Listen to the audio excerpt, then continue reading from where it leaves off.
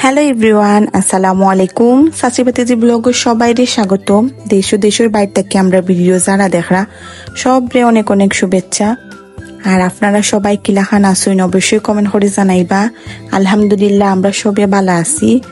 আর বহুত দিন পরে আমরা দেশটাও স্থিতিশীল হইছে, খুব বেশি ভাল লাগে।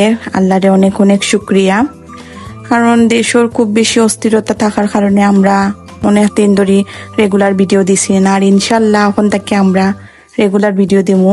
আর আপনারা আমরা সবাই সাপোর্ট করবা। আপনারা সাপোর্ট না করলে আমরা আগাইতাম পারতাম না।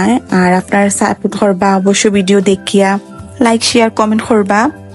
আর ভিডিওটা না টানাইয়া ফুল ভিডিও দেখার লাগে অনুরোধ রইল। অনেক কষ্ট করিয়া আমরা ভিডিওগুলা মেক করি, এডিট করি। আর আপনারা লাগি করি। আর আপনারা যদি ফুল ভিডিওটা দেখেন আমরা কাছেও ভালো লাগবো।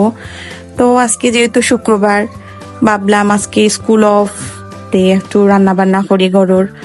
তে আমি এখন একটু কলমি শাক ভাজি করমু। আপনারা খেয়ে ভালো ফাইন কমেন্ট করে জানাইবা। তা আমি প্রথমে খড়াইয়ের মাঝে তেল দিলাম, দিয়া তেলটা গরম করি আমি পেঁয়াজটা দিলাম। আগে অবশ্য আমি শাকটা একটু সেদ্ধ করে লাইছি, তারপরে তখন আমি পেঁয়াজ তারপরে রসুন ওগুলারে বালা করে একটু ভাজা ভাজা করমু।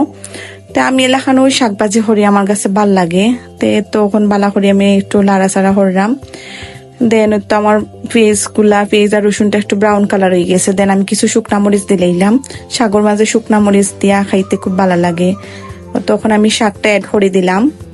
আর আপনারা কার কার শাক খাইতে ভালো লাগে? আমার তো শাক হইলে আমার অন্য কোনো তরকারি লাগতো না, আমার শাক খুব ভালো লাগে। আর এমনি তো মাছ মাংস থাকি আমার সবজিটা খুব ভালো লাগে, আমার কাছে খুবই ভালো লাগে। মাছ অত বেশি পছন্দ নাই, কিন্তু সবজিগুলা খুবই ভালো লাগে আমার তাই। আর আপনারা কার কার কাছে ভালো লাগে অবশ্যই জানাইবা। তো তখন বালা করে একটু লাড়াচাড়া করলাম।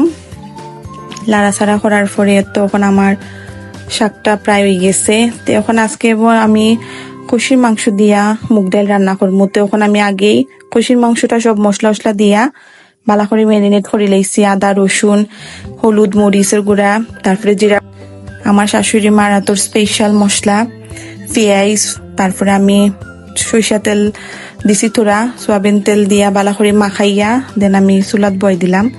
ও তখন আমার কষির মাংসটা ওই যার গি ভালো মতো খসি যার গিয়া। দেন এখন আমি মুগ ডালটা একটু বাজি লাইলাম। আমি ওলাখানি রান্ধি, আপনারা কি লাখান রান্ধেন কমেন্ট করে জানাইবা। তেম বালা করে মুগ ডালটা বাজি লাইলাম। তো বাজার পরে তো মুগ ডালটা প্রায় আমার বাজা হয়ে গেছে।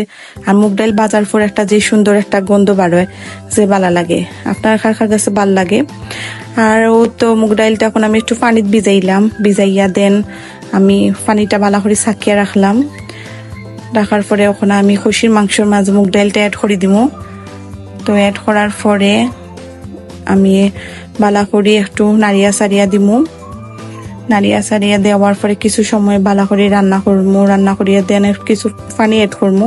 অ্যাড করার পরে আমার মাংসটা প্রায় ওই যাওয়ার গিয়ে আগে আমি কিছু কাঁচামরিচ আর কিছু শুকনা মরিচ আমি আগেই দিছিলাম, কাঁচামরিচ অ্যাড করিয়া রাখি দিমু। আর তখন আমার প্রায় কষির মাংস দিয়া মুগ ডাল বোনাটা হয়ে গেছে। দেন আমি কিছু রসুন দিয়া ফুরন দিমু। আমার কাছে ওলাখান ফুরন দিলে ভালো লাগে। তো আমার কষির মাংস আর মুগ ডালের ফাইনাল রূপ কিলাহান হয়েছে। আর তো আরেকটা তরকারি রাঁধছিলাম মাছ দিয়া, আরও আমার শাক ভাজি। তো দুপুরে সব খামুম শেষ করে গোসল করে আমরা খাই লইলাম।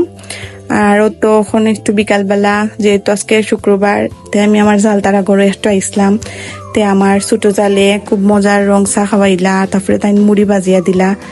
আমরা প্রায় ওলাখান খাই, আমার কাছে খুব ভালো লাগে। আপনারা ট্রাই করতে পারেন মুড়ি ভাজি চা।